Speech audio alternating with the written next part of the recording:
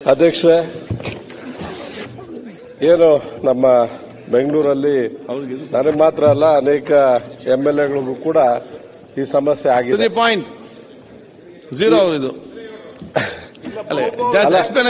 ಏನಾಗಿದೆ, ಬೀದಿ ನಾಯಿಗಳ ಬಗ್ಗೆ ಸುರೇಶ್ ಕುಮಾರ್ ಅವರು ಕೂಡ ಈ ವಿಷಯ ಎತ್ತಿದ್ರು. ಸುರೇಶ್ ಕುಮಾರ್ ಅವರು ಹೇಳ್ತಾ ಇದ್ರು, ಮನುಷ್ಯರಿಗಿಂತ ನಾಯಿಗಳಿಗೆ ಜಾಸ್ತಿ ಕಾನೂನು ಮತ್ತೆ ಅದಕ್ಕೆ ಜಾಸ್ತಿ ರಕ್ಷಣೆ ಆಗ್ಬಿಟ್ಟಿದೆ ಅಂತ. ಈಗೇನಾಗಿದೆ ಅಧ್ಯಕ್ಷರೇ, ಬೀದಿಯಲ್ಲಿರೋ ನಾಯಿಗಳ ಬಗ್ಗೆ ನಮ್ದೇನೂ ತೊಂದರೆ ಇರಲಿಲ್ಲ.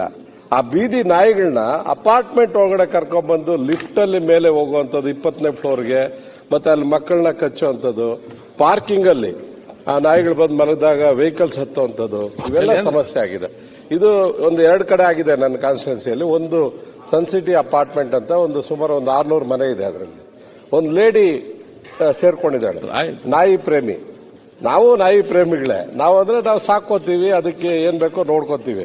ಆದ್ರೆ EMI ಏನು ಅಂದ್ರೆ ಬೀದಿಯಲ್ಲಿರೋ ನಾಯಿಗಳನ್ನ ಕಚ್ಚುವ ತನಕ ನಾಯಿ ಪ್ರೇಮಿ ಇಲ್ಲ ಕಾಂಪೌಂಡ್ ಒಳಗಡೆ ಕರ್ಕೊಂಡ್ಬಂದ್ಬಿಟ್ಟು ಎಲ್ಲರಿಗೂ ತೊಂದರೆ ಕೊಡುವಂತ ಕೆಲಸ ಮಾಡ್ತಾ ಇದ್ದಾರೆ. ಮತ್ತೆ ಇದಕ್ಕೆ BBMP ಅವರು ಕಂಪ್ಲೇಂಟ್ ಕೊಟ್ಟರು ಕೂಡ ಆಕ್ಷನ್ ಆಗಿಲ್ಲ. ಏನ್ ಗೊತ್ತಾ ಅಧ್ಯಕ್ಷ, ಇದನ್ನ ಬಿಟ್ರೆ ಹೀಗೆ ನಾಳೆ ಬೆಳಗ್ಗೆ ಇನ್ಯಾರ ಕೋತಿನ ತಗೊಂಡ್ಬಂದ್ ಸಾಕ್ತಾರೆ, ಇನ್ನೊಬ್ರು ಇನ್ನೊಂದು ಹಸುನ ತಗೊಂಡು ಹೇಳಿ. ಅಲ್ಲ, ಇದನ್ನ ಕಂಟೈನ್ ಆಗ್ಬೇಕು. ಏನು ಅಪಾರ್ಟ್ಮೆಂಟ್ ಕಾಂಪೌಂಡ್ ಒಳಗಡೆ ಎಲ್ಲ ಕರ್ಕೊಂಡ್ ಬರ್ತಾ ಇದಾರೆ, ಅದನ್ನ ತಕ್ಷಣ ಕಂಟೈನ್ ಮಾಡಿ ಹೊರಗಡೆ ತಗೊಂಡು ಹೋಗ್ಬೇಕು. ಅದನ್ನ ಸತೀಶ್ ರೆಡ್ಡಿ ಅವರು ಆ ಫ್ಲಾಟ್ ಅಲ್ಲಿ 500 ಜನ ಇದ್ದಾರೆ. ಈ ಅಮ್ಮ ಆಚೆ ಇರೋ ನಾಯಿನೆಲ್ಲ ಒಳಗಡೆ ತಂದಿರೋದೇ ಪ್ರಾಬ್ಲಮ್. ಅಲ್ಲಿ ಬರೋರಿಗೆಲ್ಲ ಕಚ್ಚೋದು, ಮಕ್ಕಳಿಗೆಲ್ಲ ತೊಂದರೆ ಕೊಡ್ತಾ ಇದೆ. ಈ ಅನುಭವ ನಿಮಗೂ ಆಗಿದೆ. ಈ ವಿಧಾನಸೌಧ ಸುತ್ತೂ 150 ನಾಯಿ ಇದೆ ಅಂತೇಳಿ ನೀವೇ ಆರೋಗ್ಯ ಸಚಿವರನ್ನ ಕರೆದಿದ್ರಿ ಮೀಟಿಂಗ್ಗೆ, ಚೀಫ್ ಸೆಕ್ರೆಟರಿ ಆರೋಗ್ಯ ಸರ್ವಿಸ್ ಎಲ್ಲ ಮಾಡಿ ನಾಳೆನೆ ಎಲ್ಲ ನಿರ್ಮೂಲನ ಅಂದ್ರೆ ನಿರ್ಮೂಲನ ಅಂತ ಹೇಳಿಲ್ಲ, ಅದಕ್ಕೆ ಗೌರವಪೂರ್ವಕವಾದ ಬದುಕು ಕೊಡಿ ಅಂತ ಹೇಳಿದೆ. ಜನರಿಗೆ ತೊಂದರೆ ಆಗದ ರೀತಿಯಲ್ಲಿ ಇದೆ ನೋಡಿ. ನಿರ್ಮೂಲನ ಅಂತ ಹೇಳಿಲ್ಲ. ಇಲ್ಲ, 2 ಪ್ರಾಣಿಗಳಿಗೆ ಕೂಡ ಬದುಕುವಂತ ಹಕ್ಕಿದೆ. ಜನರಿಗೆ ತೊಂದರೆ ಆಗದ ರೀತಿಯಲ್ಲಿ ಅದಕ್ಕೆ ಗೌರವಪೂರ್ವಕವಾದ ಬದುಕನ್ನು ಕೊಡುವ ವ್ಯವಸ್ಥೆ ಮಾಡುವ ಜವಾಬ್ದಾರಿ ಸರ್ಕಾರದ್ದು. ನಾಯಿಗಳ ಸಮಸ್ಯೆ ಆದರೂ ಕೂಡ ಚೀಫ್ ಸೆಕ್ರೆಟರಿ, ಹೆಲ್ತ್ ಮಿನಿಸ್ಟರ್, ನಾನು ಸಭಾಪತಿ, ಇಡೀ ದೊಡ್ಡ ಮಟ್ಟದ ನಾವು ಸ್ಥಾನದಲ್ಲಿ ಇರುವವರು ಅಧಿಕಾರಿಗಳು ಮಂತ್ರಿ ಕೂತ್ಕೊಂಡು ಅತ್ಯಂತ ಸಣ್ಣ ಮಟ್ಟದ ನಾಯಿಗಳ ಬಗ್ಗೆ ಕಾಳಜಿ ವಹಿಸಿಕೊಂಡು ಚರ್ಚೆ ಮಾಡಿದ ಅಂತ ಹೇಳಿಕೆ ಬಯಸ್ತೇನೆ. ಒಳ್ಳೇದು ನೀವು ಮಾಡ್ತಾ ಇರೋದು, ಒಳ್ಳೇದು, ಅದ್ರ ಬಗ್ಗೆ ಇಲ್ಲ. ಫ್ಲಾಟ್ ಅಲ್ಲಿ ಹೋಗೋದು ಅವಶ್ಯಕತೆ ಇಲ್ಲ, ಬೀದಿಯಲ್ಲಿ ಕೊಡ್ಲಿ. ಸಭಾಧ್ಯಕ್ಷರೇ, ಬರೀ ನಾಯಿಗಳಲ್ಲ, ವಿಧಾನಸೌಧಕ್ಕೆ ನಾಗರಾವು ಕೂಡ ಬಂದಿದೆ. ಎಲ್ಲ ನಾಗರಾವ್ ಎಲ್ಲ ಕಡೆ ಬೇಕು, ಅದು ಬೇಡ ಅಂತ ಹೇಳ್ಬೇಡಿ. ನಿಮ್ಮ ನಿಧಿಯನ್ನೆಲ್ಲ ಕಾಯುವುದೇ ಅದು. ಸಭಾಧ್ಯಕ್ಷ, ಈ ಬೀದಿ ನಾಯಿ ಹಾವಳಿ ಮಾತ್ರ ಸರಿ, ನಾಯಿಗಳ ಸಮಸ್ಯೆಯಲ್ಲಿ ನೀವೇ ಕೇಳಿ ಎದ್ದು ಮಾತಾಡ್ತೀರಿ. ಕೂತ್ಕೊಳ್ಳಿ, ನಗರ ಪ್ರದೇಶಗಳಲ್ಲಿ ಬೀದಿ ನಾಯಿಗಳ ಹಾವಳಿ ಹೆಚ್ಚಾಗಿದೆ. ದಯವಿಟ್ಟು ಅದಕ್ಕೆ ಏನಾದ್ರು ಒಂದು ಕಾನೂನು ಮಾಡ್ಬೇಕು ನೀವು. ಇಲ್ಲಾಂದ್ರೆ ಬೀದಿಲಿ ನಾಯಿಗಳ ಸಮಸ್ಯೆ ಹೆಚ್ಚಾಗಿದೆ. ಹೇಳಿದ್ರ ಸರ್, ಉತ್ತರ ಕೊಡ್ತಾರೆ. 1 ನಿಮಿಷ ಹೇಳ್ಬಿಡ್ತೀನಿ. ನಾವು ಹೋಗಿ ಸಭೆನೂ ಕೂಡ ಮಾಡಿದ್ವಿ, ಪೊಲೀಸ್ ಅವ್ರು ಕರೆದು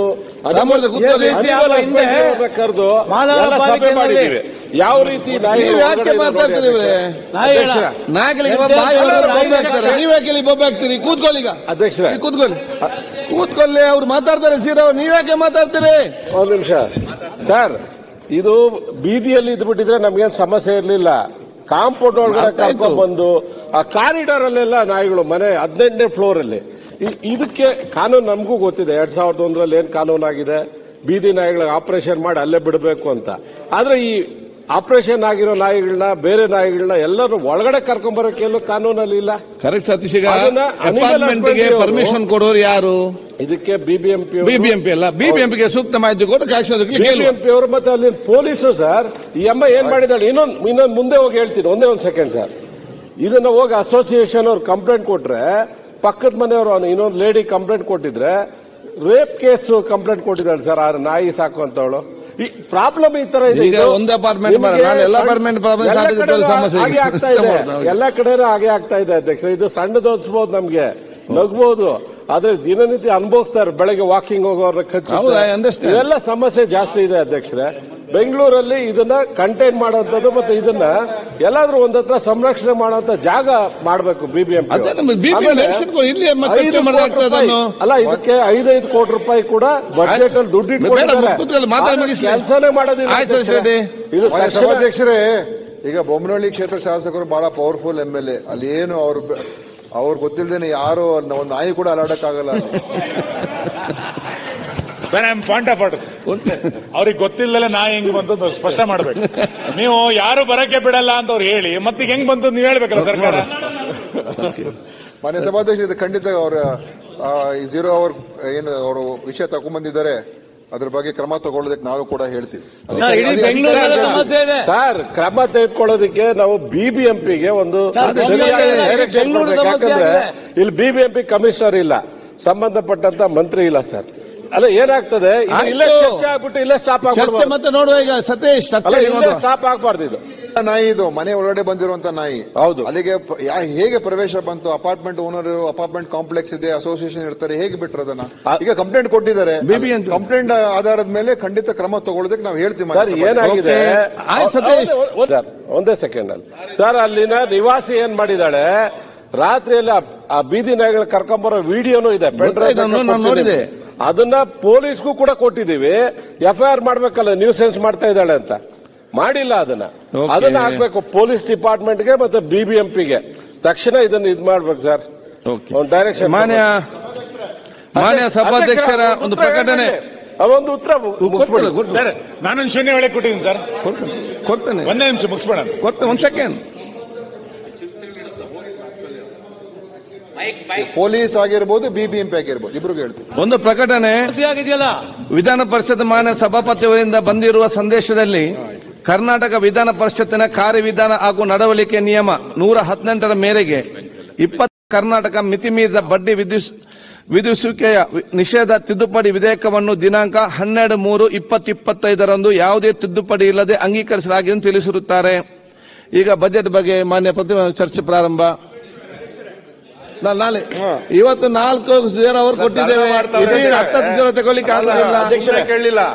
ಇವತ್ತು ಜನ ಮನೆ ಹತ್ರ ಬಂದಿದ್ರು, ಸಾಯಂಕಾಲ ಕಾಲಿನ ಅಟೆನ್ಷನ್ ಆದ್ರೂ ಕೊಟ್ಬಿಡ್ರಿ, ನನಗೆ ಸಮಸ್ಯೆ ಐತೆ. ಸುರೇಶಣ್ಣ ಒಂದು ಕಾರ್ಯದರ್ಶಿ ಆಗೋದು ಬೇಡ, ಸಾಯಂಕಾಲ ಕಾಲಿನ ಅಟೆನ್ಷನ್ ಆದ್ರೂ ಒಂದು ವರದಿ ಮಾಡಿ, ಸಭೆ ವರದಿ ಮಾಡಿ. ಧರ್ನಾ ಮಾಡ್ತಾರೆ. ನಾನು ಸತತವಾಗಿ ಕೇಳ್ತಾ ಇದ್ದೀನಿ, ಮೇಕೆದಾಟು ಬರ್ತದೆ, ಮೇಕೆದಾಟು ಯಾತಕ್ಕೆ ಕೊಡ್ತಾ ಇದ್ದೇನೆ ಚರ್ಚೆಗೆ. ಸನ್ಮಾನ್ಯ ಸಭಾಧ್ಯಕ್ಷರೇ, ಕರ್ನಾಟಕ ವಿಧಾನಸಭೆಯಲ್ಲಿ ಮಂಡಿಸಿದಂತೆ ಕರ್ನಾಟಕ ವಿಧಾನಮಂಡಲದ ಜಂಟಿ ಓಕೆ ಹೇಳಿದ್ರು, ಪ್ರತಿಪಕ್ಷ ಹೇಳಿದಾರಲ್ಲ. ಓಕೆ.